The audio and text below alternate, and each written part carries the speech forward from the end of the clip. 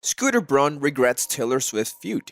Taylor Swift and record label executive Scooter Braun have been embroiled in a feud after he acquired the rights to Swift's studio albums in 2019. The accusations prompted Swift to release new versions of her first 6 albums. Recently, however, Braun has grown apologetic and has learned an important lesson feuding with Swift. So, what did he say?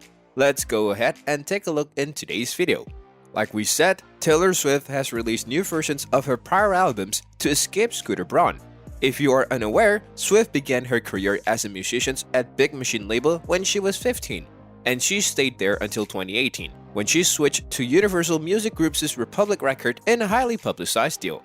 Apparently, Big Machine label group had been acquired by music mega manager Scooter Braun and his company Ithaca Holdings.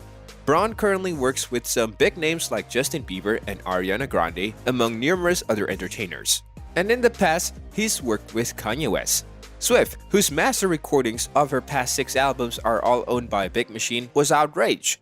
In an emotional Tumblr post, Swift wrote, "This is my worst case scenario. Braun," she declared, "was an incessant manipulative bully, and now he owned all of the masters." Swift herself had been trying to buy her old master recordings for years, she wrote.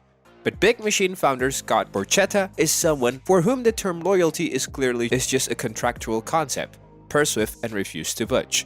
She wrote that the news immediately brought her back to the incessant manipulative bullying I've received at Braun's hands for years. Like when Kim Kardashian orchestrated an illegally recorded snippet of a phone call to be leaked and then Scooter got his 2 clients together to bully me online about it. Or when his client Kanye West organized a revenge porn music video which strips my body naked. Now, Scooter has stripped me of my life's work that I wasn't given an opportunity to buy. Essentially, my music legacy is about to lie in the hands of someone who tried to dismantle it. Scooter Braun recently sat down with NPR for an interview and opened up about the feud that still has many of Swift's fans buzzing to this day. Braun was asked if he would handle the accusations in a different manner if he could go back in time, and he acknowledged that there was something he would change if he would. The 41-year-old said, "Yes, I would have. I learned an important lesson from that." Braun explained that he was under a non-disclosure agreement while he was negotiating with Big Machine Records, and said that affected how much he was able to say about the deal before it closed. While interacting with the record agency's owner, Braun claims he learned that Swift had no interest in her masters.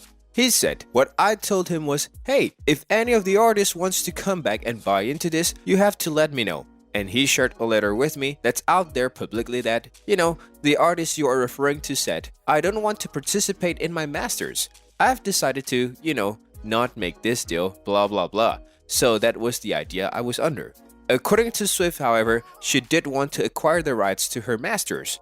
However, Big Machine said she could only do so by staying at their agency and slowly earning the rights to each album with every new album she recorded from there on out. Ultimately, she turned that offer down and left for a new record agency.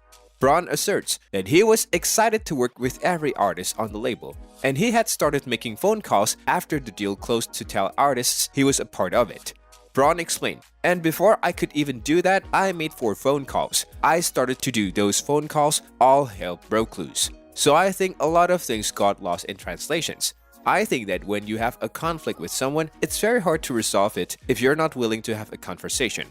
Braun went on to describe the one thing he regrets about the whole situation, saying, "So the regret I have there is that I made the assumptions that everyone, once the deal was done, was going to have a conversations with me, see my intent, see my character and say, great, let's be in business together. And I made that assumptions with people that I didn't know." Rather than subscribe to the conflict, Braun is choosing to focus on the future. "What I'm going to do is I'm going to learn from it. I'm going to move on," he said.